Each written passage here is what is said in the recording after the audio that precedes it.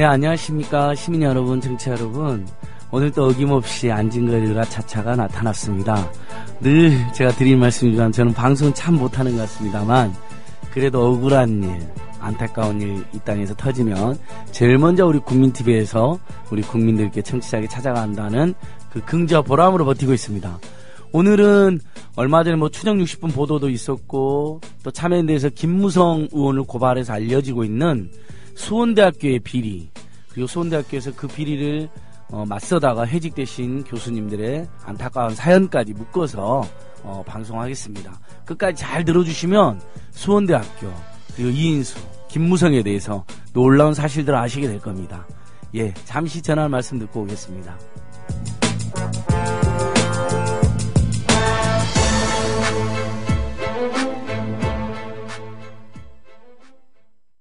네, 시민 여러분, 수원대 사태, 또 김무성 커넥션, 이렇게 지금 당장 트위터나 페이스북이나 인터넷 검색해 보면 뉴스가 많이 쏟아져 나오습니다. 특히 추정 60분 보도에서 많은 게 알려졌죠. 역시 탐사 보도가 참 좋은 것 같습니다. 근데 탐사 보도도 탐사 보도지만 또 으라차차가 있기 때문에 저희는 또 그 직접 우리 수원대 교수님 그리고 또 탐사 전문 기자님을 모셔가지고 오늘 집중적으로 그걸 파헤쳐볼까 합니다. 그래서 오늘 이 자리에 오신 수원대학교의 교수협의회 배재흠 교수님을 소개하십니다. 교수님 인사해 주십시오. 예, 안녕하세요. 지금 수원대학교에서 해직된 배재흠입니다. 예, 교수님 그 수원대 이인수 총장과 그 일가의 그 불법이라든지 전행에 이렇게 지적을 하다가 좋은 말씀하다가 해직되신 걸 알고 있는데 그 스토리만 짧게 말씀 한번 해주십시오.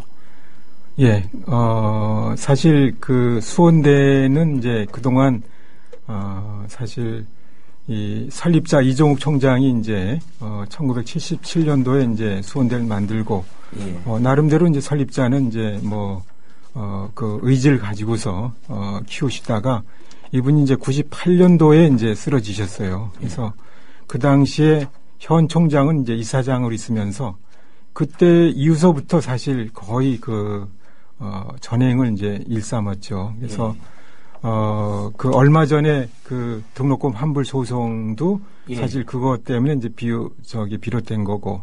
그래서 학생들한테 이제 등록금을 1,000만 원을 받았다. 그럼 60-70%만 쓰고 매년 이제 300-400억을 이제 이렇게 적립을 해서 그게 4,300억이 네. 되죠. 그래서 그게 사실 학생들 피와 같은 그 등록금인데 그 학부형들이 이렇게 애써서 이제 만든 건데 학생들 교육에 이제 이렇게 돌려주지 않고 이제 그것을 이제 축적해서 그걸 미끼로 해서 이제 다른 여러 가지 이제 사업도 벌리고 네. 이제 그러면서 그런 돈 관계뿐만 아니라 학교의 이제 비민주적이고 이제 독단적인 이제 운영 때문에 저희가 좀 학생들 교육이 부실하고 그다음에 이제 특히 이제 개학제 2003년도 이후에 이제 채용된 개학제 교수님들이 정말 이제 노예 같은 그런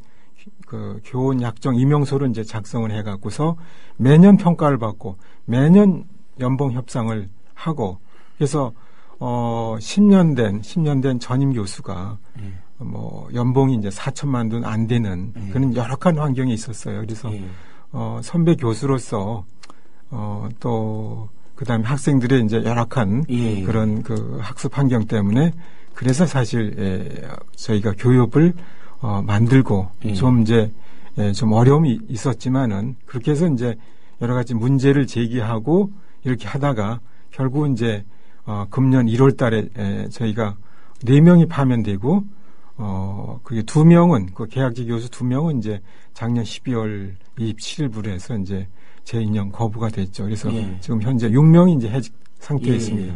6명이 그러니까 이 고대 공공성 요구되는 네. 고등교육 기관에서 벌어지는 불법과 전행을 그리고 일부 교원, 비정규직 교원이라든 학생들에 대한 열악한 처우에 네. 대해서 문제 제기하다가 이제 해직까지 되셨는데, 교수님 원래 전공은 화학공학입니다. 화학공학.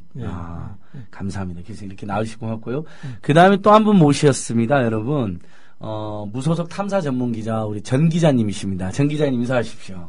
저 전 기자입니다. 예. 이름이 전 기자예요, 그냥. 네. 너무 재밌죠. 예.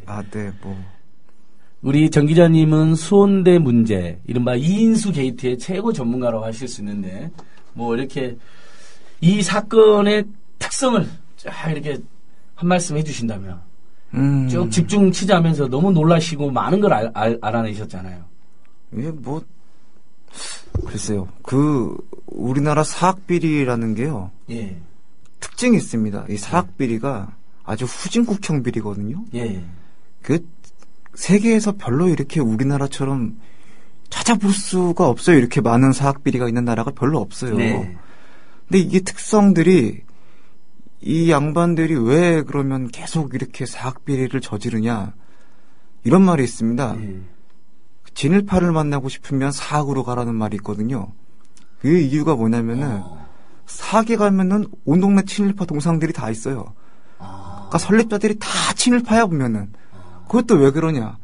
1차 토지개혁, 2차 토지개혁 때 조봉암 씨가 했던 어떤 토지개혁 때 학교를 세우면 토지를 몰수하지 않았습니다. 물론 유상 몰수이긴 했지만 그러다 보니까 이 사람들이 그냥 다 학교를 세우다 보니까 학교를 운영할 수 있는 그런 도덕적인 그런 자격이 없는 사람들이죠. 이 양반들이 또 대를 걸러서 또 물려주고 하다 보니까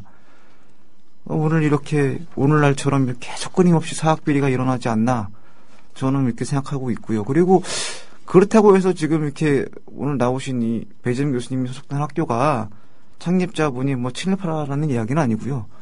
그분은 제가 취재를 해본 결과 총독부 출신은 맞아요. 근데 43년도에 들어가셨고 보성전문학교 나오셔가지고 43년도에 들어가셨고 서기로 좀 계셨거든요.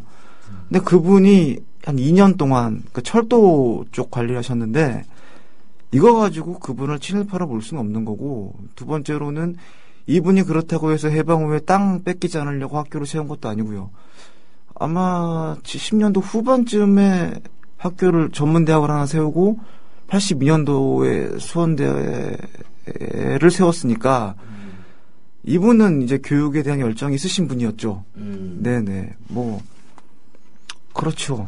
네, 일단 그러니까 이야기하고 우리 전 기자님, 네네. 무소속 탐사 기자님들이 있다는 게 여러분 너무 놀랍지 않습니까? 그런 분들이 바로 여러분들이 궁금해하는 어떤 권력의 이면이라든지 부패 게이트를 추적을 하시는 분들이다 이렇게 생각해 주시면 될 것 같고, 그러니까 고운하고는 설립자의 시호를 따서 만든 거죠, 교수님. 맞습니다. 네. 그러니까 지금 현재 이인수 총장의 아버님 네, 이기욱 선생이라고 하고, 근데 지금 이종욱 선생님. 네. 이기욱이 떠올랐을까? 예, 이종욱 선생이라고 하고 현재 총장은 이인수 총장이고 고나온 이사회는 최서원인데 이번에 이인수 총장의 부인인 거죠.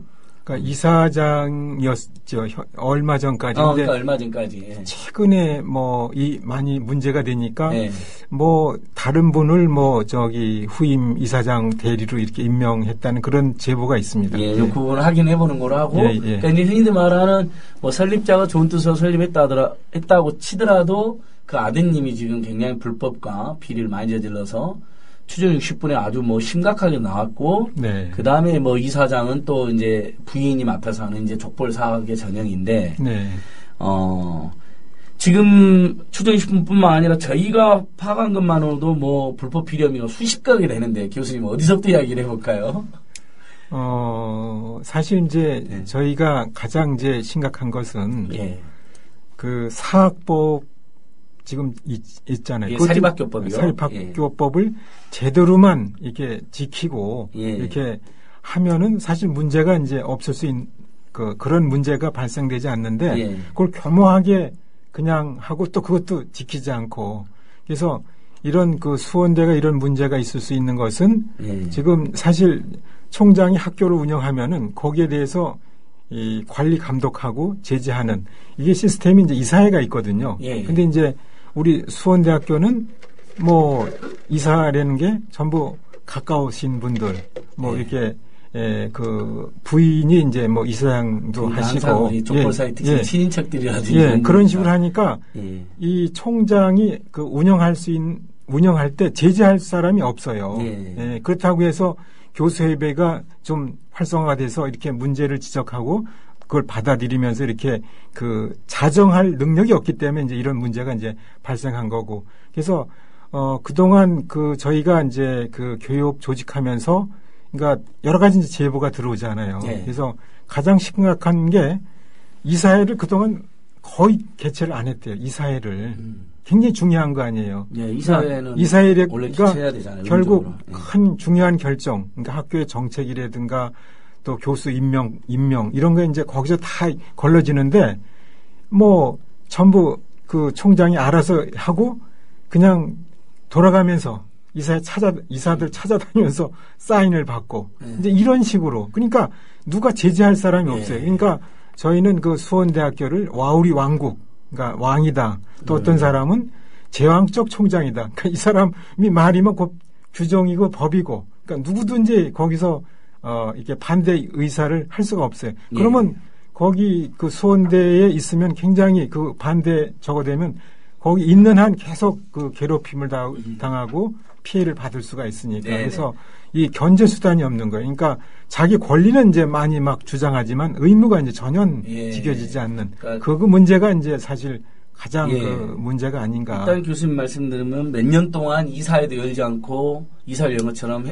회의록을 작성하고. 그러니까 저희가 알고 있는 한은 거의 없었고. 그러니까 교수협의가 만들어지면서 마지막 작년 이제 말 무렵에 이제서부터는 한다 그러는 것. 왜냐하면 우리가 이제 자꾸만 문제 제기하니까. 그래서 가장 좀 웃기는 일은 그러니까 그게 이제 저희가 이사회 이런 게 공개가 돼야 되잖아요. 이사회의록이. 그럼요. 근데 이게 이제 공개가 안 된 거예요.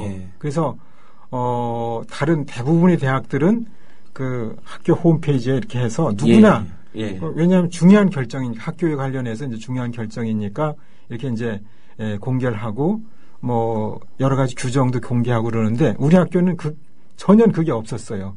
근데 이제 저희가 뭐 통해서 암암리에 뭐 이렇게 국회의원 통해서 그걸 입수를 했어요. 근데 거기 조사해 보니까 2007년도에 2007년도 9월인데 그 당시에 그 이사장인 문학동 이사장님인데 이분이 아침에 돌아가셨는데 저녁 때 이분이 살아나셔서 이사회를 주재한 거예요. 이런 코미디가 있습니다.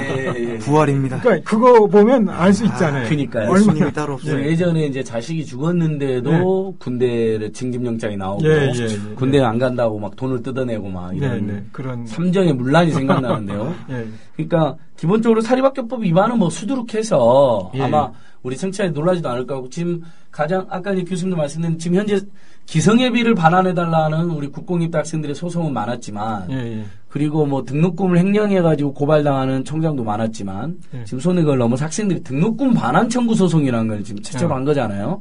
5주 가면 학생들 등록금 걷어가지고 제대로 안 쓰고 적립금으로 5천억 가게 쌓아놨으니까 이 소송도 제가 지금 응원하고 있는데 제일 심각한 게 최근에 우리 국민들에게는 많이 알려진 계기가 이제 추정육식품 보도 전에 이른바 신한은행에서 50억인가를 기부해줬는데 당연히 그럼 학교 70억입니다. 정확히는 70억인데 그렇죠. 정 기자님 역시. 근데 그 중에서 50억을 교비로 안 넣고 바로 TV조선으로 투자한 게 큰 문제가 되고 있잖아요. 이게 추정식품 보도제는 알려진 비리거든요. 첫 번째로. 이상하다. 수원대학교 이상한 학교다. 그 경기도 화성시에 와우리에 있는 나름 괜찮은 사기인 줄 알았는데 이인수 왕국이고 이인수가 마음대로 한다더라는 이야기는 저도 들었어요. 근데 이제 그러다 이제 하도 많으니까 넘어가는데 그 뉴스 보고 저도 알았거든요. 이게 보통 심각한 게 아니구나. 알고 봤더니 이인수의 사돈이었던 거죠. 지금 조선일보 사장이. 방상훈 사장. 근데 좋아. 사돈 맺은 것까지는 또 저희가 문제 안 삼자는 뭐 어떡하겠어요. 뭐. 사돈이 됐다는데. 근데 거기에 교비. 그럼 그 50억을 잘 썼으면 좋은 교수님 모실 수도 있고 학생들 등록금을 깎아주거나 자금을 늘릴 수도 있는 돈인데 느닷없이 국민적 지탄을 받았던 종편에 50억 투자했는데 그것도 이제 배임 횡령 의혹이 있는데 거기다 그 50억을 전부 다 날려먹었다는 거 아닙니까? 정 기자님, 그게 지금 거의 종편에 투자한 사람들 다 거의 망하지 않았나요? 그 부분만 약간 조금 부연 설명. 그 종편에 투자하신 분들이요. 그 자기 의사로 투자하신 분들이 별로 없어요. 뭐 제가 취재를 좀 해봤더니 다 네. 종편 3사의 눈치 보여서 했다는 분들이 많죠. 네, 일단 가장 이제 돈을 종편 4사죠? 많이 투자하신 분들은 이제 무서워서. 예. 왜 했냐? 제가 여쭤봤더니, 그건 달라는데 어떡하냐. 종편사에서. 그거 뭐 안 주면은 어떤 기사 쓸지 어떻게 하냐, 우리가. 두 번째로는 이제 이해관계에 얽힌 분들, 또는 이런 친인척 관계 분들, 뭐 이런 분들이 많이 냈죠. 근데, 뭐, 종편에 투자해서 돈을 번 사람은 일단 없고요. 왜냐면 종편이 지금 전부 적자예요. 그렇죠. 모 종편 같은 경우에는 뭐 매물로 나왔다는 소문도 있었는데, 뭐 제가 좀 알아봤더니 금액까지 맞춰봤더라고요. 근데 뭐 너무 비싸게 불러갖고 인수하는 데서 안 샀다, 뭐라는 소문도 있고, 뭐 제가 보기에는 한 2, 3년 있다 보면은 4개 중에 한두 개나 망하지 않을까. 그렇죠. 그런 소문이 있죠. 뭐 이렇게 생각하고 있습니다, 지금. 그때 이제 국민TV에서 뭐 하나 인수하지도 않나. 국민TV에서 종편, 이제 민주 종합편성 방송 하나 시원하게 한번 인수를. 신문과 방송은. 그죠. 시키고. 좀 이런 진실을 보도하는 종합 진실 편성 보도 하나 있어야 되겠죠. 네. 그래서 감사원에서 그게 적발됐고, 이번에 이제 이것을 우리 수원대 교수협회하고 참여연대에서 내일 정식으로 고발도 하려고 하는 거니까, 청취자 여러분 힘내십시오. 항상 이렇게 문제가 있는 데는 우리 또 뜻있는 교수님들과 NGO들이 달려듭니다. 내일 10시에, 이인수 총장의 수십 가지 불법 비리 혐의와 또 그들을 비호해주는, 우리는 이제 그걸 김무성 의원 등이라고 하는데 그거에 대해서 고발하고 다시 한번 또 수사를 촉구하는 기자회견이 있습니다. 그래서 요건 교수님 학교에서 큰 문제가 됐죠. 50억은 작은 돈이 아니니까 감사원 지적도 받았고요. 그러니까 이제 사실상 횡령 배임이 확실한데요. 이미 팩트가 확인됐기 때문에.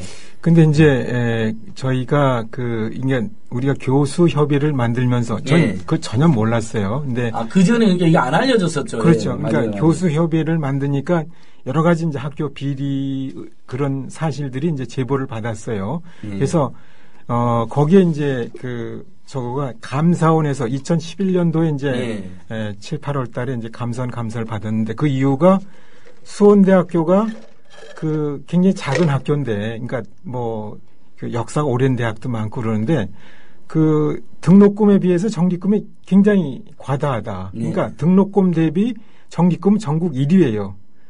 총액수는 전국 4위지만은 등록금 대비 정기금액은 전국 1위예요. 그래서 거기에 이제 등록금, 반값 등록금 이제 이런 문제가 있어서. 그때 감사원이 대상이 된 거예요. 그래서, 그러니까 왜냐하면 반값 등록하면 그걸 조사해서 어떤 문제가 있는지 이제 파악해서 이제 그걸 조치하는 거를 이렇게 했는데 그때 수원대 여러 가지 문제가, 그러니까 저희가 제보받은 거 한 7가지 정도가 됐는데 그 중에 이제 종편 투자한 게 나온 거예요. 그래서 거기서도 감사원에서 이제 조사를 한 다음에 이제 총장 이사장이 바로 환수 조치하겠다 뭐 이런 식으로 각서를 썼는데 전혀 이행이 되지 않은 거예요. 그래서 그게 2011년도에 이제 그렇게 각서를 썼는데 2013년도에 이제 교육이 이제 그런 제보를 받고 이제 문제를 이제 이슈화하니까 문제를 이제 이렇게 이런 문제가 있다 이렇게 얘기되니까 그때서 이사를 하고서 이제 언젠가는 그걸 다시 돌려주는 거로 재단 책임하에 이런 식으로 또 눈 가리고 아웅하는 식으로 이렇게 이제 조처를 하고 있는 걸 알고 있어요. 우리 상식도 그렇고 대법원 판례도 횡령과 배임이 발생을 하면 그 자체로 형사처벌 대상이 되고 다만 그건 이제 나중에 문제되면 꼭 원상복구하는 사람도 있잖아요. 그러면 그건 정상은 일부 참작할 뿐이지 죄가 없어지는 건 아니니까 이건 고발하면 이건 100% 처벌 대상이 된다고 생각합니다. 그러니까 저희는 이제 감사 그렇게 여러 가지 문제점이 지적이 됐는데도 사실 고소 고발감인데 그냥 확인서 하나 딱 쓰고서 그냥 끝난 거고. 감사원이 사실은 수사 의뢰를 하게 돼 있잖아요. 교육부는 감사 아래에서. 이번에 교육부가 종합감사에서 교육부는 수사 의뢰를 한다고 하더라고요. 최소 3건에 대해서. 저희가 이제 야당 의원들 통해서 확인했는데요. 그 부분도 이제 제가 내일 고발 내용에 포함시키고 아직도 교육부가 그걸 공개를 안 하고 있습니다. 교수님 청구로. 근데 교육부가 공개를 안 하니까 빨리 저희라도 고발을 이제 하자는 취지인데 그 중에 하나가 또 이겁니다. 정 기자님. 이인수 청장의 아드님이 있더라고요. 근데 이분에 대해서 무슨 학력을 제가 이건 감사원 내용을 직접 본 거니까, 아니, 교육부 내용을. 학력을 허위로 만들어주고, 외국에 있는 대학에 우리 아들 뭐, 이렇게, 이런 학력이 있다라고 보냈더라고. 이게 걸렸어요. 아, 네. 원래 수원대학교에서는 기적이 잘 일어나거든요. 기적? 네, 이게. 미라클! 네, 이게 원래 아니, 왜 수원대에서만 자꾸 기적이 일어나는 거죠? 죽은 사람이 갑자기 살아서 사인을 하고요. 그러니까 죽은 이사가. 네, 사인을 하고. 감사원 감사에서 막 걸리는데. 네. 처벌을 안 받아, 여기는. 예. 여긴 치해복권이에요. 치해복권, 이인수왕국, 옛날에 그런 거 있잖아요. 뭐, 사만시대, 뭐, 소도, 뭐, 이런 거. 여기는 와우리인데 소도가 아니고. 진짜 그래요. 그리고 대학을 졸업하지 않은 사람이. 예. 대학을 졸업장이 막 나타나고 갑자기. 예, 그게 아드님이죠, 지금. 아, 네. 그걸 가지고 유학을 가요, 막. 예. 네. 그러니까 여기는 이건 완전히 걸렸어요, 교수님. 이거 알고 들으셨죠, 이 내용도? 예, 그 내부 제보에서 맞습니다. 이건 교육부가 딱 적발해가지고 이건 교육부 수사 의뢰한 고발한답니다. 그러니까 이건 뭐 빼도 박도 못하게 딱 걸린 거죠. 그렇죠. 뭐 하여간 그 학교는 취재를 하면서 계속 느낀 게 제가 종교가 없거든요. 네, 수원대학교를 믿어야겠다, 내가. 진짜. 믿으면. 네, 총장님한테 기도를 해야겠다. 야, 우리 정 기자님 이렇게 탐사만 잘하냐는데 이모도 넘치셔가지고. 정말 훌륭한 곳입니다, 거기는. 그리고, 이제 그건 뭐, 여러 정도로 청취자님들께서도, 야, 어떻게 사립대학 고등교육 공공성 국민세금과에 들어가는 데서 저런 일이 벌어지나. 이건 약과입니다, 약과. 그러니까 뭐, 지금 교육부가 적발한 거, 감사 적발하는 게 뭐 한두 가지가 아니니까. 그 다음에 지금 우리 추정 60분 보도 나왔는데, 수원과학대. 네. 대형 컨벤션 센터 지은 거, 신텍스라고. 네네네. 요 관련해가지고는 정 기자님이 먼저 이렇게 한번 요약을 한번 해주시죠.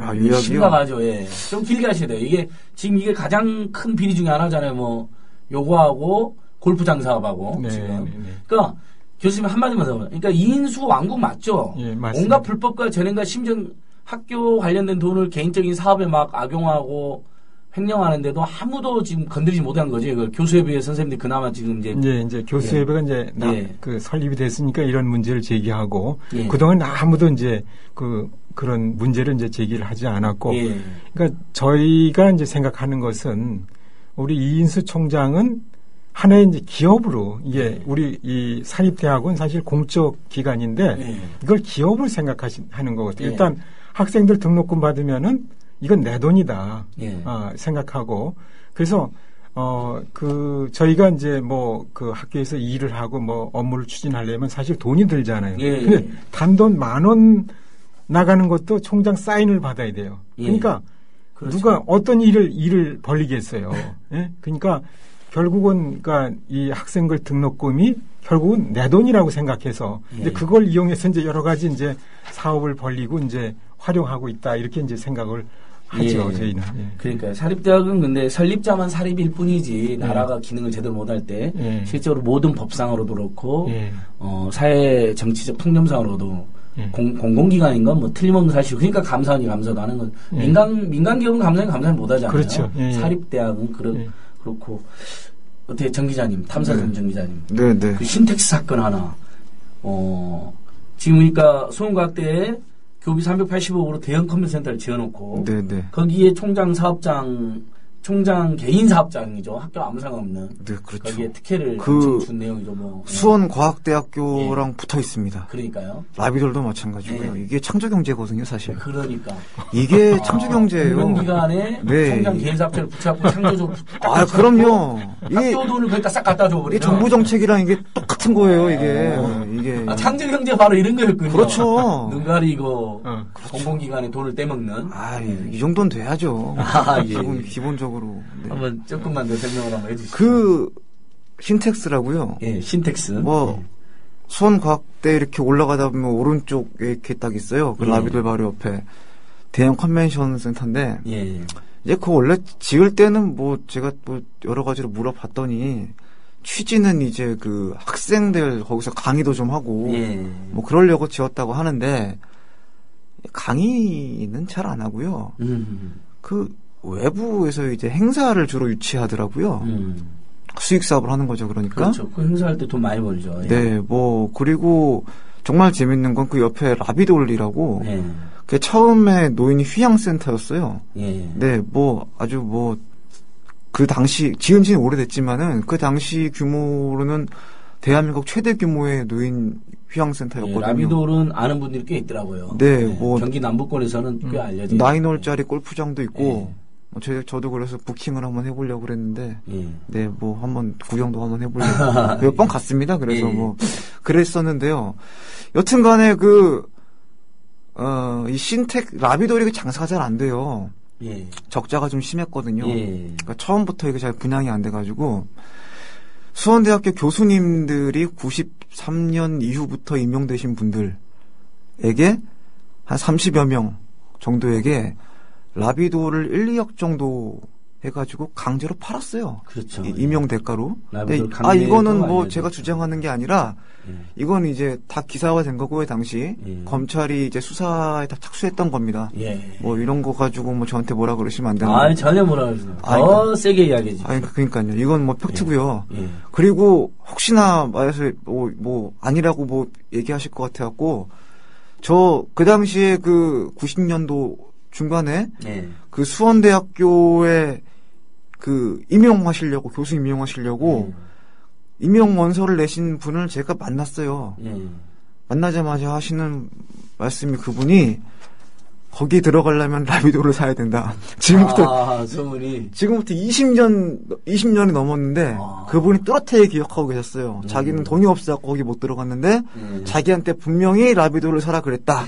그거 녹취되어 있습니다. 그러니까 팩트고요.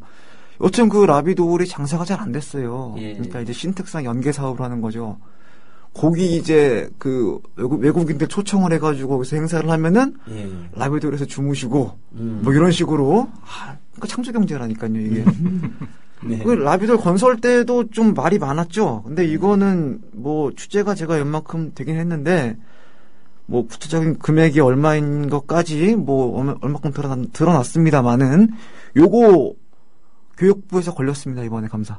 네, 교육부에서 이것도 아마 제가 알기로는 수사 의뢰한다고. 들었습니다. 네, 맞습니다. 한번 지켜보죠 한번. 네네. 그러니까 수원과학대 어쨌든 역시 마찬가지 공공기관의 재산인 신텍스에 자기 개인 사업장을 임주시켜놓고 그렇죠. 입주시켜놓고 위탁 계약을 하고 거의 수의 계약이죠 그렇죠. 그러니까 임대료도 거의 헐값에 받고 그렇죠. 수도세, 전기세 이런 것도 다 지원해주고 그렇게 되면 매달 몇백억 몇 천만 원에서 한 많게는 7천만 원 정도 이득을 본다. 그럼 그건 전형적인 또 역시 배임이고 또 개인에게 이제 횡령이 되는 거니까 착복이 되는 거니까 이 역시 창조 경제다. 그렇죠. 네. 근데 창조 경제인데 교육부가 박근혜 대통령 지침을 어기고 고발을 한다고 하니. 그러니까 나라 개판이에요 요즘에.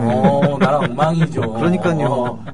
그렇죠. 지금 어제 세월호 국정조사 봤더니 유가족들이 이렇게 막 졸고 엉뚱하게 하냐고 그랬더니 오히려 경비만 하냐고 유가족들 끌어다니는 식으로 새누리당 의원이 큰소리 치던데. 어제 너무하더라고요, 야당 의원들이랑 좀 통화를 해봤는데요.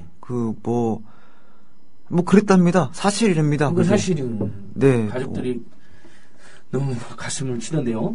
자, 이게 신텍스 이제 비리고, 그 다음에 그래서 라비돌의 교비를 과다 지출한 의혹이 있는 거고, 그 다음에 우리가 수원대 송각 신택건물 신축한 건설업자 영동건설 등으로부터 라비돌 리모델링을 형태로 70억대 리베이트를 받았다는 의혹도 있잖아요. 그렇죠. 네. 그 부분도 조금. 그건 있는 그대로예요. 네. 받았겠죠, 의혹이 아니라. 의혹이라고, 창조 경제라고요. 창조 경제. 그렇죠. 우리 자꾸 횡령, 배임, 무역 이렇게 얘기를 하는데 좋게 이제 좋은 게 좋은 거라고. 그러니까 그래서 리베이트도 받고. 그다음에 이제 요건 굉장히 큰 건인데 지금 이인수 총장이 하는 개인 골프장. 네. 여기에 지금 500억 원 정도 편법 대출 받았다는 의혹이 있죠. 네. 신한은행으로부터. 그럼 이거 신한은행도 규정을 어기고 대출해 준 거 아닌가 이렇게 되면? 신한은행이 아니라 광주은행. 광주은행. 네. 제주은행. 이게 서주죠. 골프장. 네. 이게 이인수 총장 개인 회사인가요?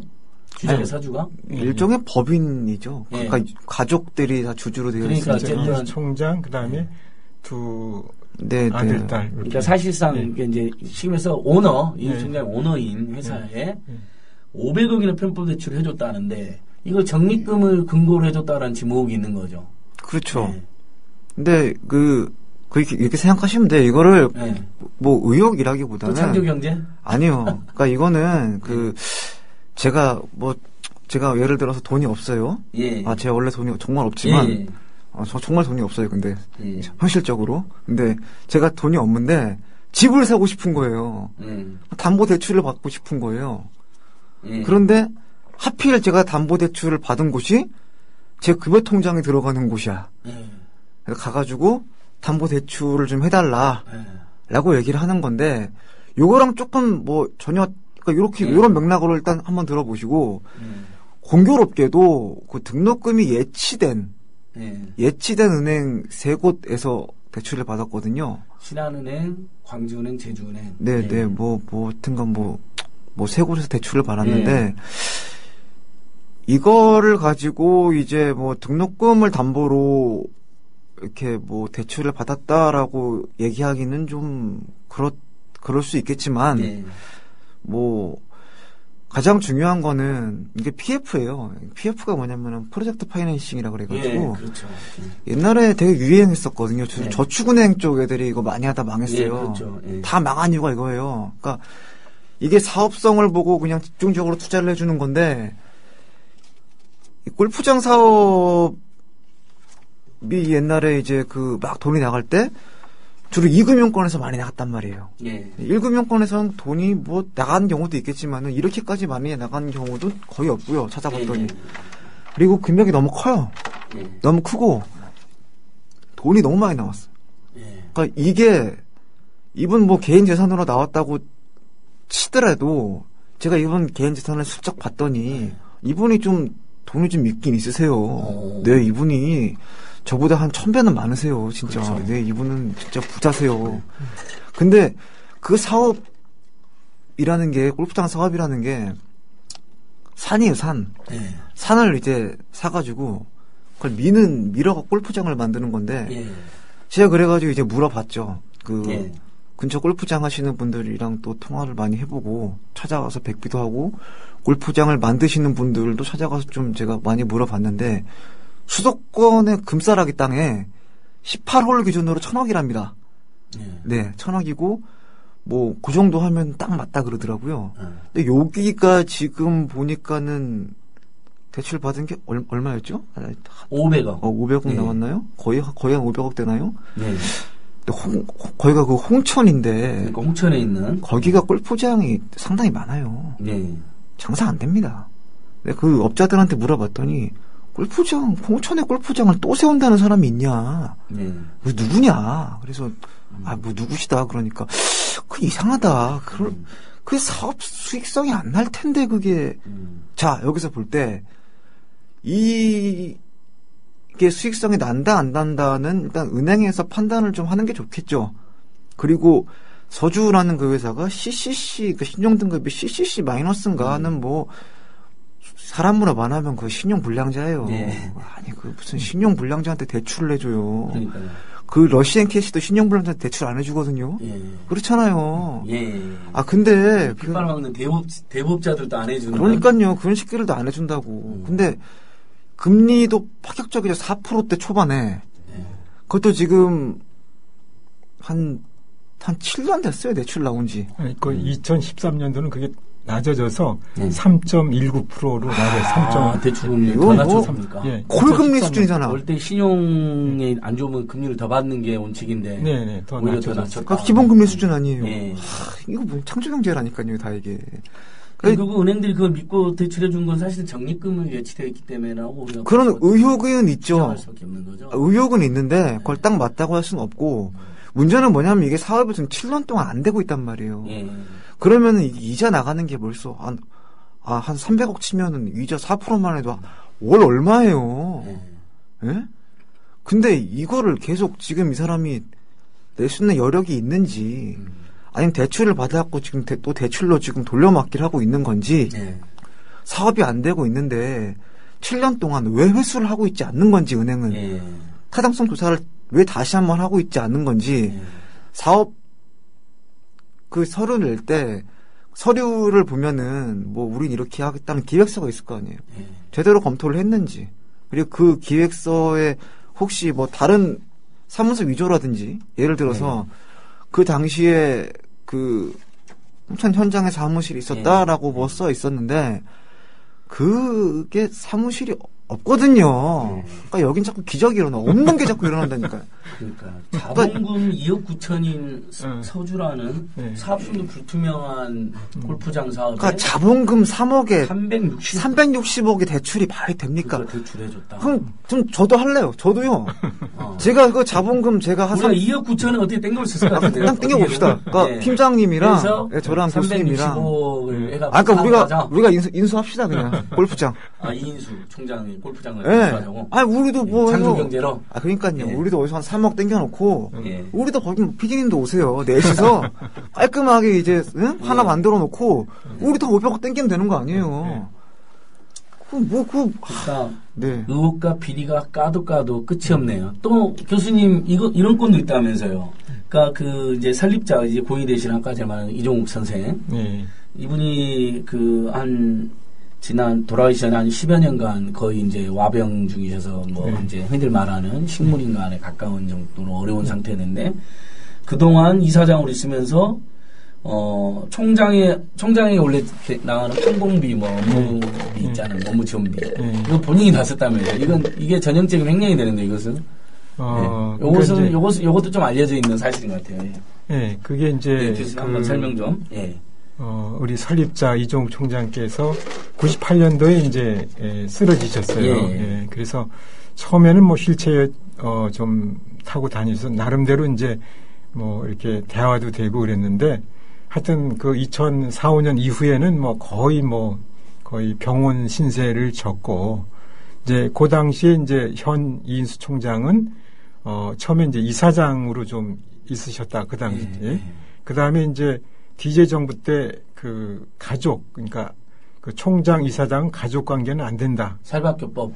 그것 때문에 일시적으로 이제 그 이사장을 그만두고 대신에 새로운 타이틀, 학원장이라는 타이틀로 이제 그 수원대학교랑 수원과학대를 이제 이렇게 이사장 법적으로 이사장 안 되니까 편법으로 그냥 학원장이라는 타이틀을 만들어서 새로운 자리를 만들었죠. 재밌네요. 창조라니까. 사설 학원장처럼 따로 학원장에서 그러니까 두 대학을 이제 완전히 관리를 한 거죠. 관리하고. 그러니까 모든 결제는 전에는 이제 총장님이 그 온전한 정신이었을 땐 다 이제 결제하고 그랬는데 이때서부터는 전부 모든 결제가 사실 그 결제 라인은 없었지만은 이사장 또는 학원장 그 뒷면, 이면 그 사인이 있어야지 모든 돈이 이제 집행이 되고 그랬어요. 그래서, 그러니까 그때 98년도서부터 총장이 돌아가신 2009년도에 이제 돌아가셨는데, 그때까지는 그 수원대 또는 수원과학대 모든 일은 우리 현 총장이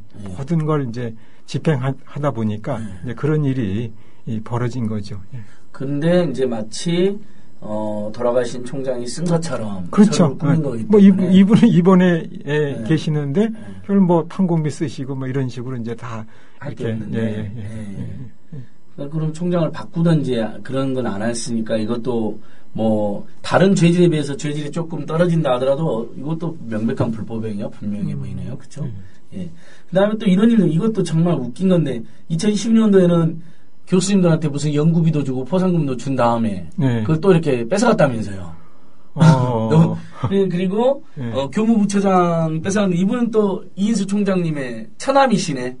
그렇습니다. 학교가 큰일이네요, 큰일. 핵심 역할을 지금 하고 있습니다. 그러니까 보통은 원래 그 딱 앞잡이랑 하나씩 두잖아요. 이 말하는 이제. 그렇습니다.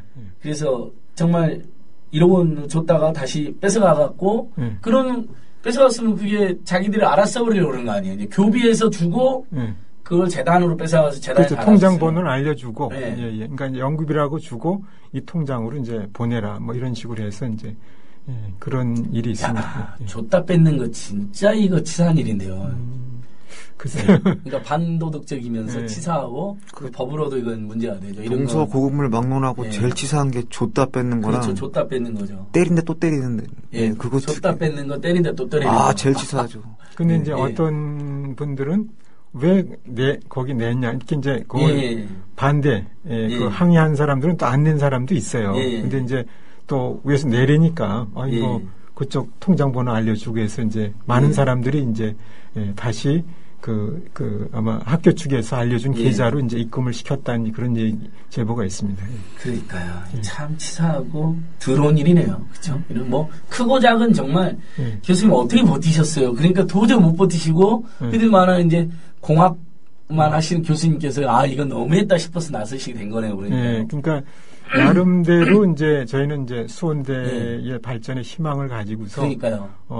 거의 뭐 청춘을 바친 거 아니에요, 여기서. 그래서 그래도 좀 희망을 가졌었는데 도저히 이제 뭐 절망 더 이상 이제 여기서 사실 문제를 일으키지 않으면 영원히 삼류대학 아니면은 완전히 수원대가 망하지 않을까. 이제 그런 의미에서 이제 마지막으로 전 정년이 이제 얼마 남지 않았는데 그래서 이제 사실 몇 년 봉직하셨어요? 제가 이제 연구소 생활을 거의 10년 했었고, 그러니까, 만 40살 때 이제, 91년도에 이제. 91년도부터 지금까지. 24년. 그럼 정말, 뭐, 인생에, 우리가 이제 성인이 돼서 거의 3분의 2 가량을 애정도 깊으실 때. 그러니까 제 기억으로도, 지금 제 인식도 뭐, TV조선에 뭐, 50억 이상하게 해서 투자했다더라. 그리고 뭐 추정 20분 뭐 요 보기 전까지는 사람도 아마 인식이 경기 남부권에 아주대, 수원대 뭐 이제 다른 대학도 있지만 나름 괜찮은 대학들이다 열심히 이런 인식이 있었거든요. 완전히 최근 이렇게 몇 년 사이에 이인수 왕국 무슨 부정부패 천국 막 이렇게 이제 가는 거니까 구성원들이 굉장히 분노할 수밖에 없는 상황. 자괴감도 매우 큰 상황. 그러니까 저희도 이제 안타까워요. 사실. 그러니까요. 이렇게 되면 결국 수원대학교 이제 명예가 이제 떨어뜨리는 이제 그런 게 있는데 사실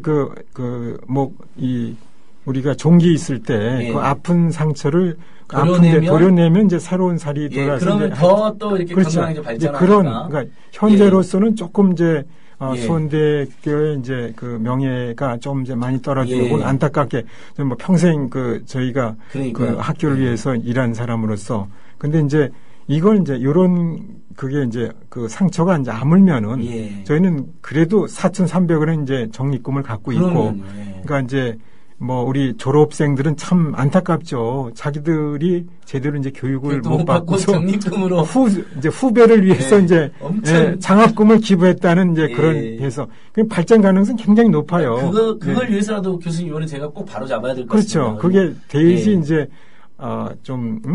사실 우리 수원대가 이제 발전할 수가 있고 또 이게 수도권 남부에서 이제 명문으로 발전할 수 있는 계기가 되지 않겠나 이제 그런 의미에서 사실 저희가 이제 시작을 한 거죠. 저희 오늘 국민TV 의라차차도 무슨 유명한 사립대학인 수원대가 망하기를 바라서 하는 게 아니라 그렇죠. 그런 수원대학교가 정말 경기 남부권의 좋은 공공고등기업 기관으로 거듭나고 잘 발전하는 계기가 되는 하는 강한 애정을 가지고 저희도 이제 하고 있다고. 그래서 검찰과 교육부가 감사원, 교육부 검찰이 조금만 노력하면 거기에 일부 이제 종기만 수사해서 처벌하고 그리고 이렇게 처벌받는 자는 우리 법상으로 고등교육기관, 공공교육기관 임원 자격이 없게 되잖아요.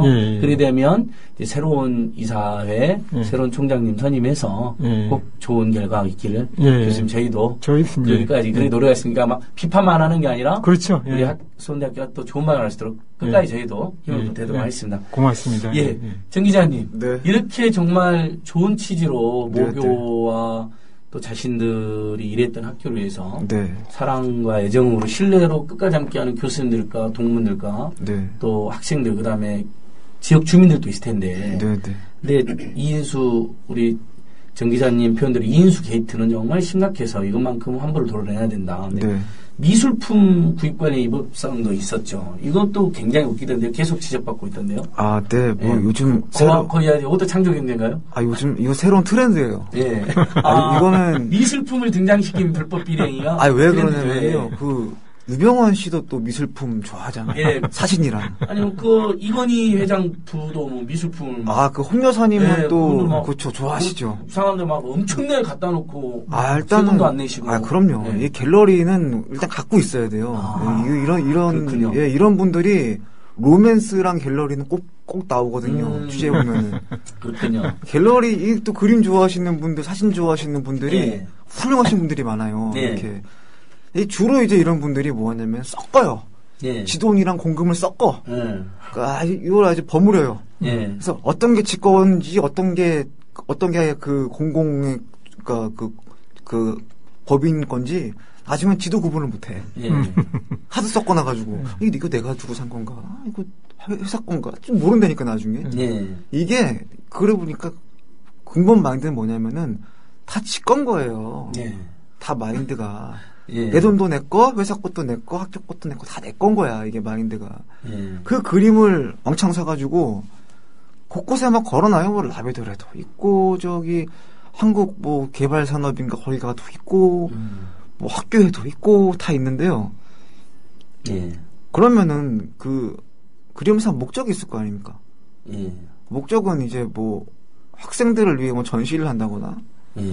뭐 그런 하여튼 뭐 교육적인 목적이 있어야 되는데 이게 애매하죠.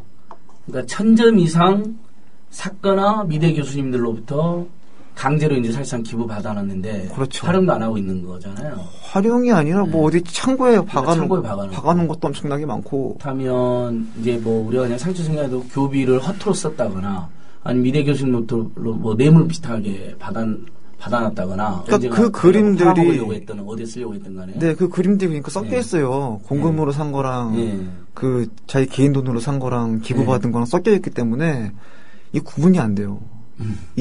이 그림만 구분하는 작업만 해도 한 달 걸릴 것 같아요. 근데 아무튼 그분이 이제 감사원에 이제 적발이 된 거죠. 그렇죠. 적발은 됐죠. 왜 그렇게 많이 교비를 과다 지출했거나 아니면 교수들 그렇게 받아서 무슨 목적으로 받아서 그렇게 쌓아놨느냐, 창고에 박아놨느냐. 1000점 이상이라니까. 그러니까 수원대 박물관 비슷하게 됐네요. 미술을 사랑하시니까. 근데 그림을 사랑한다고 수집했는데 창고에 처박아 놓은 건 또 뭡니까? 그러니까는 질린 거죠. 질린 거 너무 많으니까.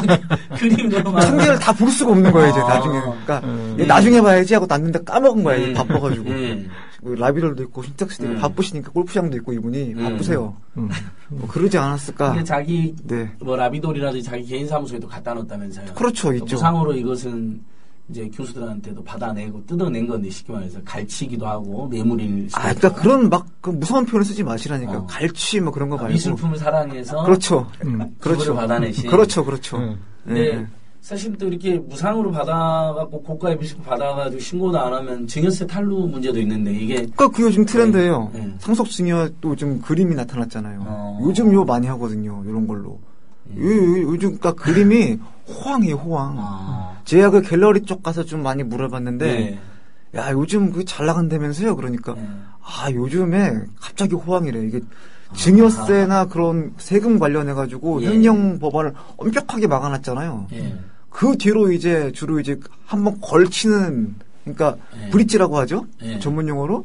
한번 걸치는 작업으로는 그림만큼 좋은 게 없거든요. 그러니까 뭐, 요즘 뭐 돈 있으신 분들은 뭐 이게 그게 이제 그런 문제 방송에 이제 문제가 되니까 지난 12월 달에 이제 교육부에서 그 미술품에 대해서 왜 이렇게 섞어 놨느냐 왜 그 지금 말씀드린 기자 학교에서 교육한 거고 개인이 그렇게 해서 이제 그거를 조사하고서 이제 보고하라고 이제 했더니 저희가 이제 그 학교 측이랑 소송하는 그 자료 보니까 그거를 이제 분류해 갖고서, 그러니까 이제 자기 거, 기증받은 거, 뭐, 이렇게, 학교 교비로 산 거, 이렇게 이제 해 갖고서 그걸 했다. 그 중에서 재밌는 것은 그렇게 천여 점 되는데, 그 모조품이 또 그 몇백 점이 돼요.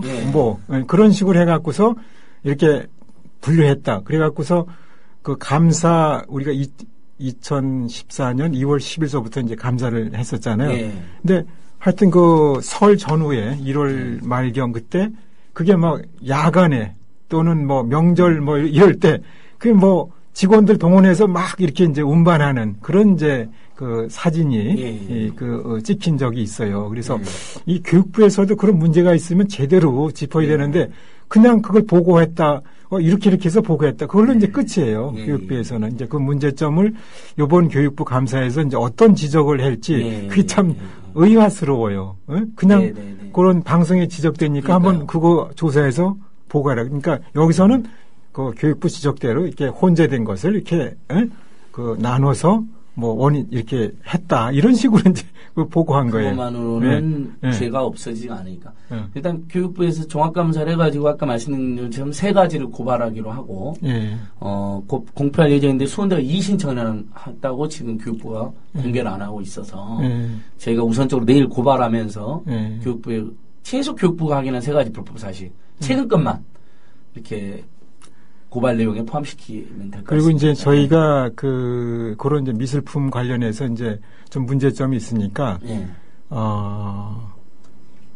이제 수원대에서 재직하시다가 이제 다른 학교 퇴직하시던거나 또는 다른 대학교에 가신 분들한테 이렇게 이제 전화 인터뷰로 당신이, 그러니까 미술품 보면 그 교수님이 그냥 기증한 게 굉장히 많아요. 그래서 이게 학교에 기증한 거냐, 개인적으로 이인수 총장한테 기증한 거냐, 이렇게 물어보니까 한 교수님은 그 답변할 수 없다. 이런 식으로 이제 그런 얘기를 했고, 그 다음에 또 한 분은 자기는 학교에 기증한 게 없다. 단지 이제 이렇게 해서 학교 교육을 위해서 이제 학교 새로운 건물을 지니까 이렇게 해서 이제 자기 작품을 했는데 나중에 이제 퇴직하면서 내 작품 자기는 갖고 싶었는데 도로 그런데 이렇게 걸어놓은 걸 차마 좀 학교를 위해서 자기는 기부할 마음에서 이인수 개인보다도 그렇게 그 학교에 냈는데 그래서 그걸 자기가 이제 다시 그만 퇴직하는 입장에서 자기 작품을 해소하고 싶었는데 그 건물에 이제 이렇게 돼 있으니까 차마 그걸 못하고 이런 거네요. 그러니까 예를 들면 학교에 기부를 했는데 이인수가 개인적으로 챙겼으면 역시 횡령이 되고 이인수에게 줬다 하더라도 그 주는 과정이 강압적이었거나 뭐 여러 가지 유괴 또는 그 지위를 이용해서 강요했다면 그 역시 또 불법이 되는 거고. 그래서 어떤 교수님은 보니까 리스트에 수십 점 있어요. 수십 점이. 근데 이제 그렇게 말씀드리면 진위로 내지 않은 교수님들도 있고 일부 교수님은 내 학교 건물에 걸리는 건 괜찮다고 생각하시는 분들도 있었던 거고 그렇습니다. 여러 형태니까 이런 부분들을 다 검찰 수사로 깔끔하게 밝혀야 될 부분이네요. 보니까 지금 저희가 살펴본 거 외에도 비리가 여러 개 남아 있어가지고 근데 이제 청취자 여러분들께서는 본격적으로 언제 이인수와 김무성 게이트로 나오냐고 이제 물어보실 텐데 2부에서 저희가 알고 있는 의혹 지금까지는 방금 교수님하고 우리 탐사 전문 정 기자님 이야기한 건 거의 감사원이나 교육부 감사 결과를 바탕으로 한 팩트를 주로 이야기했고요. 2부는 아무래도 팩트 플러스 의혹도 일부 있는데 특히 이인수와 김무성 게이트를 집중적으로 이야기해 보겠습니다. 꼭 전화 말씀 듣고 다시 나타나겠습니다. 네, 청취자 여러분, 시민 여러분, 잠시 전화 말씀 듣고 왔습니다. 2부에서는 말씀드린 것처럼 본격적으로 이렇게 심각한 불법과 비리를 저지른 자가 어떻게 교육계에 살아남아 있고 국회는 뭘 했나 이 부분 이야기하겠습니다. 그래서 작년 국정감사 때 이인수 총장이 여야 간에 거의 증인으로 채택됐다가 빠지는 불상사가 있었고 이게 지금 큰 화제가 되고 있지 않습니까, 교수님? 네, 맞습니다. 실제 증인 채택됐는데 이인수가 로비를 해서 빠졌다고 보는 게 이제 맞는 거겠죠? 그건 확실하죠. 그건 뭐 추정 60분 보도라든지 다른 언론 보도에 하면 여야 간에 원래 증인으로 되어 있다가 김무성 의원이 나서서 로비를 해서 빠진 것으로는 뭐 이 부분은 저희가 지난번 김무성 고발장에도 확실하게 써놨습니다. 저희도 그렇습니다. 다각도로 파악했을 때 팩트가 확실하다. 그 추정 20분 보도에도 보면 유경 의원이 간사가 그 사람 로비했다. 그다음에 안민석 의원 속기록에도 보면 3번을 나오잖아요. 여권 초강력 실세가 로비를 했다. 뭐 이렇게 나오는데. 맞습니다. 그렇다면 결국 이인수 총장이 김무성을 통해서 로비를 했다고 봐야 되겠네요. 네, 맞습니다. 두 사람 관계는 어떻게 될까요, 총장님? 아니, 교수님. 그러니까 이인수 총장이랑 이제 조선일보 방사훈 사장이랑은 사돈 관계고, 또 방사훈 사장이랑 또 김무성 관계는 뭐 고종사촌 뭐 이런 관계, 그러니까 이제 그 얽히고 설킨 이제 그런 관계죠. 고종사촌으로 널리 알려져 있는데 뭐 김무성 의원이 개인사가 있다, 슬픈 개인사가 있다, 정확한 고종사촌 아니다 이렇게 해서 일부 언론에서는 고종사촌이 아닌 것으로 알려졌다, 확인됐다 이렇게도 하는데 뭐 이제 흔히들 말하는 뭐 고종사촌으로 봐도 무방한 관계이긴 한 것 같더라고요. 그리고 하여튼 저희 그 전에 우리 아는 교수님이 김무성 씨랑 이렇게 한번 대화할 기회가 있었는데. 그때 이제 그 김무성 의원이 이인수 잘 알아 뭐 이런 식으로 이제 그러니까 김무성 의원과 지금 새누리당 대표로 나온 김무성 의원과 대권후보까지 꿈꾸는 이인수 총장과는 굉장한 특수관계이다. 그리고 그렇습니다. 그 사이에 조선일보가 끼어 있다. 그렇게 그러니까 대체적으로 많은 분들이 인정하는 거예요. 정 기자님, 그 부분은 한번 조금만 더 부연 설명 한번 해주시죠. 저희가 이제 뭐 로비를 했고 결국 증인이 채택해서 제외됐잖아요. 이 정도 희대의 사학비리를 저질렀는데 증인에서 빠진 것은 뭐 유례를 찾아보기 어려울 정도의 경우인데 뭐 이건 저희가 확인했으니까 그래도 뭐 김무성 의원과 이인수의 관계에 대해서 더 아시는 말 있으면 조금만 더 이야기해 주십시오. 그게 그 사학비리가 전통적으로요. 항상 비호 세력이 있어요. 그렇죠. 그게 그 옛날에 그 사학법 들어갈 때 2007 그때 그 지금 집권 여당이었던 한나라당 지금 새누리당이지만은 그때 뭐 4대 학법이라 그랬잖아요. 이렇게 묶어가지고 국가보안법부터 해가지고 국가보안법은 이념 문제로 갈 수 있죠. 뭐 진보나 보수나 뭐 이념 문제로 갈 수 있지만은 사학법에 개방령 이사를 둔다는 거에 대해서 이거를 이념 문제로 몰고 가버리면서 법을 무마시켰잖아요. 그때 완전 누더기로 만들어 버렸는데 이때 이분들이 주로 이제 사학을 갖고 있거나 사학을 소유하고 계시거나 아니면은 뭐 부모님이 사학을 했거나 또 아니면 뭐 자기가 사학에 뭐 등기가 되어 있다거나 뭐 이런 분들이 많았죠. 그 당시 그 당에. 김무성 의원도 누님이 사학을 하시죠. 뭐 얼마 전에 교백령으로 처벌도 받았고. 그 축구로 유명한 학교인데 그 학교가 그 참 그 황선홍도 거기 나왔고. 그리고 가슴이 아프죠. 김무성 의원도 자료를 찾아보니까 사립학교법 개정할 때 박근혜, 이명박 등등하고 앞장서서 사립학교 개정을 반대한 대표적인 사학 비호 인사라고 해도 과언이 아니더라고요. 뭐 하여튼간 뭐 이런 비호 세력들은 그러니까 뭐 그래요. 사학은 공공재거든요. 우리나라에서 공공 이렇게 얘기하면 무슨 뻘갱이 소리 막 나오는데 아니 뭐 감사원에서 다 인정하는데요. 그러니까요. 감사도 하고 헌법재판소에도 사학의 공공성 얼마 전에 판결도 있었어요. 그러니까요. 공공의 영역인데 이게 마치 그 자기들 가업처럼 생각하고 그런 거에 대해서 똘똘 뭉쳐가지고 서로 도와주고 봐주고 하고 있는데 그럴 것 같으면 정보보조금 받아 처먹지 말든지. 그렇죠. 진짜 돈으로 하든지. 국가보조금은 다 받고 받아 기부금 사회로부터 기부금도 다 받아 챙기고. 그러니까요. 학생학부모부터 등록금도 엄청 받아. 그러니까요. 자기들 돈은 거의 아예 안 쓰는 대학이 많죠. 이게 뭐 땅 짓고 헤엄치기도 아니고. 여튼 이런 분들이 이제 그 사학과 사학 비리와 사학 비리 비호 세력과 이런 식으로의 자꾸 얽히고 설킨 문제가 글쎄 이번에 뭐 김무성 의원 같은 경우에도 분명히 청탁을 했죠. 그건 뭐 분명히 청탁을 했고 100% 사실인 것 같습니다. 뭐 그거는 뭐 저도 이제 뭐 그쪽 의원님들이나 야당 의원님들도 증언하신 분들이 사실 한두 분이 아니에요. 그리고 그분이 그 간사회의 때 들어가셨다는 걸 본 사람 그 국회 직원들도 한둘이 아니고 그게 좀 그렇죠. 그런데 가장 큰 문제는 뭐냐면은 이제 그 따님이 이제 그 학교에 이제 교수로 임명됐다는 거. 근데 굳이 이제 이걸 가지고 이제 그분 딸이 이제 여기 뭐 임용이 되어 있으니까 그 사람이 이 이유로 로비를 했다.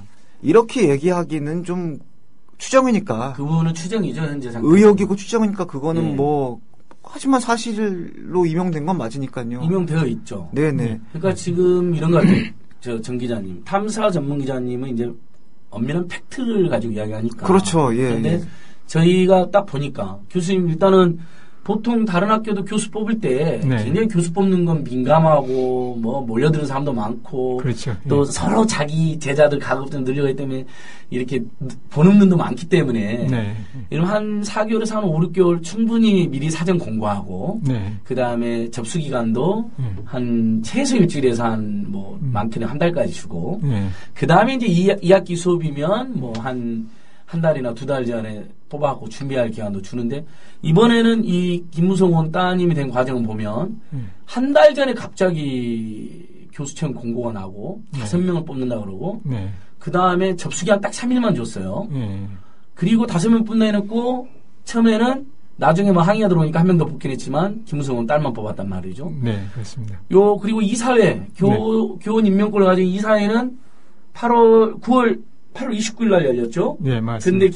근데 김무성 따님은 8월 26일부터 강의를 했기 때문에 네.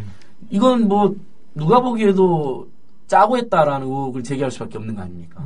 그러니까 이제 저희가 이제 뭐 교육에서 이제 얘기하는 것은 되게 충분한 기간, 이제 뭐 우리 수원대학교도 마찬가지 일반적으로 한 3, 4개월 전에 강의 시작 3, 4개월 전에 공고를 내고서 이제 사실 충분한 검증을 통해서 이제 교수를 뽑는데 그렇죠. 그때는 사실 1개월만 그러니까 이 7월 달에 이제 7월 15일경 이제 이렇게 공고를 하고 8월 26일 날 저희가 강의가 시작되는데 굉장히 짧게 이제 뭐 기간을 준거하고 한 달도 안 되네요. 그렇죠. 그러니까 거의 뭐 굉장히 뭐 짧게 이렇게 줬고 그 다음에 이제 중요한 것은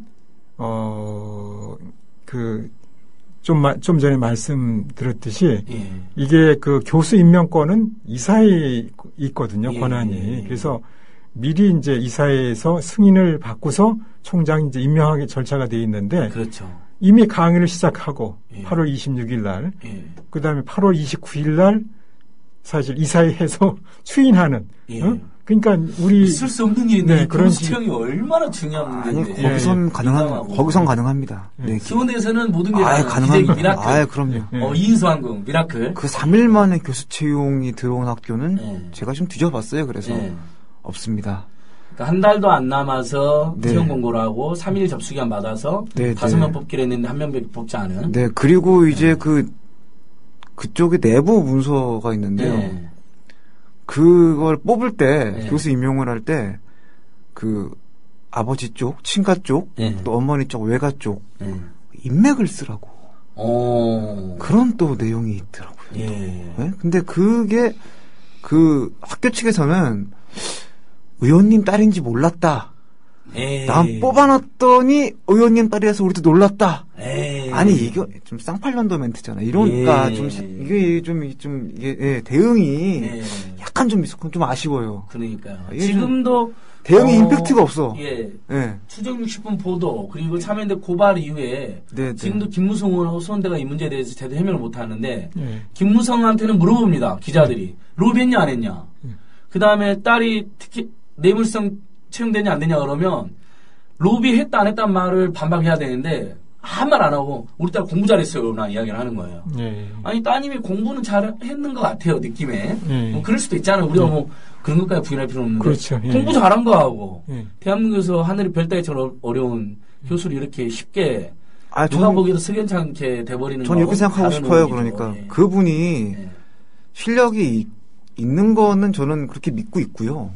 그분이 뭐 훌륭한 학자라고 저는 믿고 있습니다. 그리고 이제 그 분의 임용 과정이 약간 석연치 않은 부분도 분명히 또 있긴 있어요. 다만 저는 이제 제가 뭐 김 의원이나 뭐 그 따님한테 무슨 제가 감정이 있겠습니까? 저희는 없죠 감정이. 저도 정말 없거든요. 사실은 이인수를 증인에서 빼지만 않았으면 이 문제에 신경도 안 썼을 거예요. 그러니까 취재를 하다 보니까 자꾸 이제 막 나오다 보니까 또 뭐 이런 문제에 또 취재를 또 안 할 수가 없다 보니 한 거지.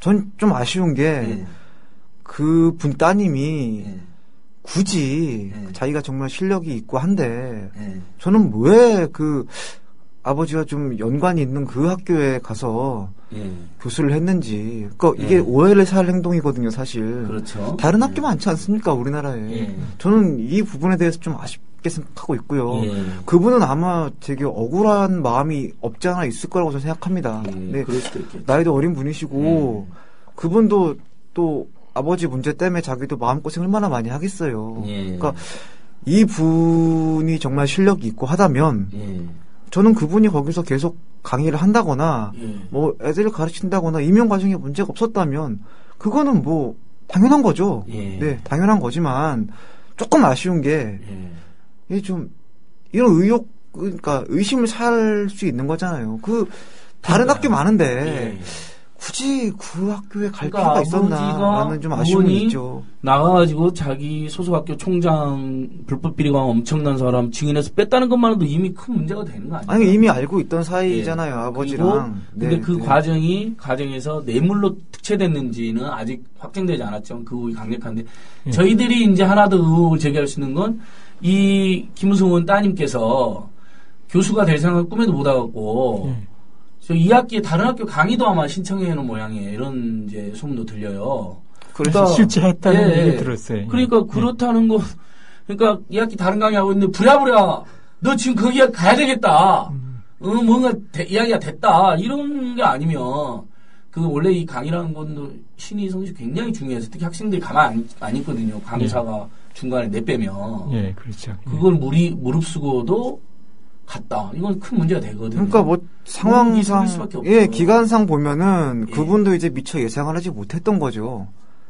그러다 보니까 이제 갑자기 공고가 난 게 거의 사실시 되는 거죠. 그러니까 기간만 따지고 보면은 합리적으로 그렇게 출연할 수밖에 없어요, 사실. 채용이 있을 줄 몰랐던 거죠. 그러니까 다른 학교 그래서 강사를 하고 하려고 했던 건데 갑자기 채용이 뜨니까 얼른 해봐라. 뭐 아버님이 해라고 그랬겠죠, 제가 보기에는. 근데 이제 뭐 수원대학교 이제 그 교수 채용 그 제도 보면은 이제 1차에는 이제 전공 여부를 이제 따지고 이제 2차 때는 이제 그분의 이제 그 업적, 그러니까 뭐 연구 업적, 뭐 작품 업적 뭐 이런 거 따지고 3차에 이제 면접을 따지거든요. 그래서 그 2차에 이제 연구 업적 그 점수가 40%를 차지해요. 100%. 그리고 이제 면접이 이제 60%를 차지해요. 그러니까 이분이 아무리 그 연구 업적이 뛰어나더라도 면접에서 이제 사실 떨어지면은 면접이 절대적인 그 영향을 가져요. 그래서 이제 거기에 이제 좌우되는 거니까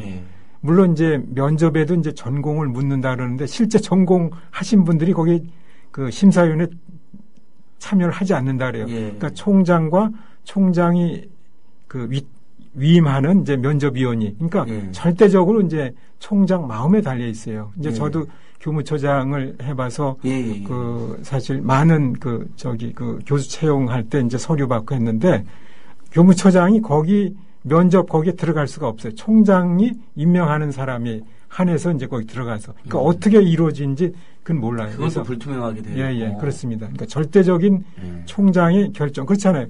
총장이 임명하는 면접위원이니까 총장이 이 사람 좋다 그러면 전부 그냥 점수 좋게 해갖고서 할 수 있으니까 아무리 이 사람이 업적이 뛰어나도 마음에 안 들면은 아무튼 너무 석연치 않아서 이것도 역시 검찰과 교육부의 감사가 필요하다고 생각하고요. 그러니까 이런 거 최소 이런 거잖아요. 그러니까 당신 딸을 교수로 뇌물성으로 특혜할 테니까 채용하면 너가 나중에 나 증인으로 빼달라. 국정감사 방해 이렇게 했거나 지금 시나리오입니다.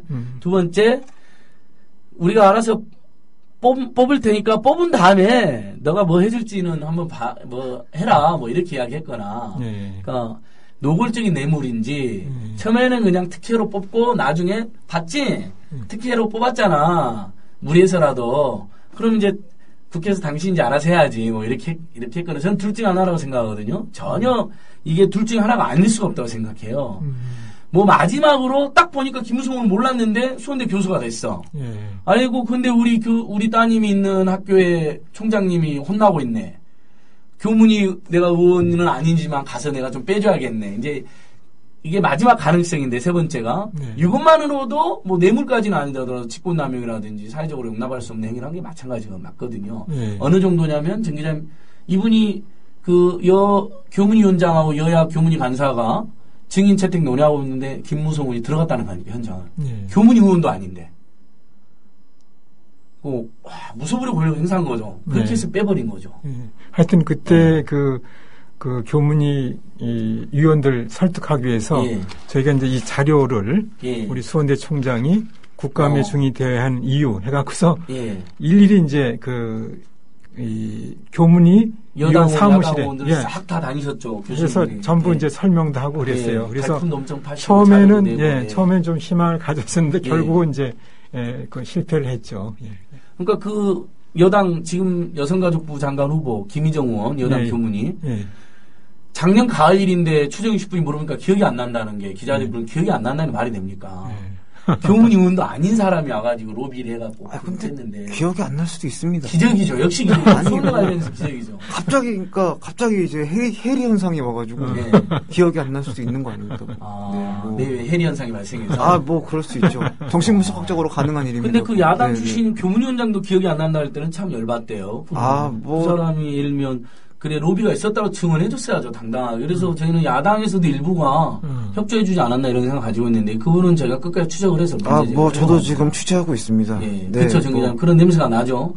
저도 이게 여당만 일방적으로 비유해가지고 김무성 의원이 나서서 빠진 게 아니라 일부 야당에서도 협조를 해준 냄새가 나는 거죠. 정황이 지금 하나둘씩 나오고 있는데요. 예. 맞아, 이제 정리되면은 여야 가리지 말고 그럼요. 이거는. 예. 그러니까 우리 국민TV 방송 특성상 주로는 이제 그렇죠. 수구 냉정 기득권 여당을 많이 비판할 수밖에 없습니다. 예. 하지만 저는 NGO의 양심 가지고 야당이 잘못하면 가차없이 또 하는 거거든요. 근데 그럼요. 이 건은 제가 양심을 걸고 말씀드리는데 또 참여인데 명예를 걸고 말씀드리는데 야당에서도 일부 협조해준 정황이 있습니다. 그러지 않고는 이렇게 대형 비리 사범이 직에 빠질 수 없거든요. 이건 저희가 반드시 우리 교수님들과 탐사기자님들과 힘을 합쳐서 추가로 문제 제기를 해야 되는 거죠. 그럼요. 교수님 얼마나 허탈하셨어요. 정말 목숨 걸고 사랑하는 학교를 위해서 문제 제기했고 증인 채택됐다고 들었는데 갑자기 증인에서 배제됐다. 그때 너무 당혹스러워하지 않으셨어요? 해지까지 되어 있는데 우리 교수님이 지금 가시밭길을 걷고 있는데.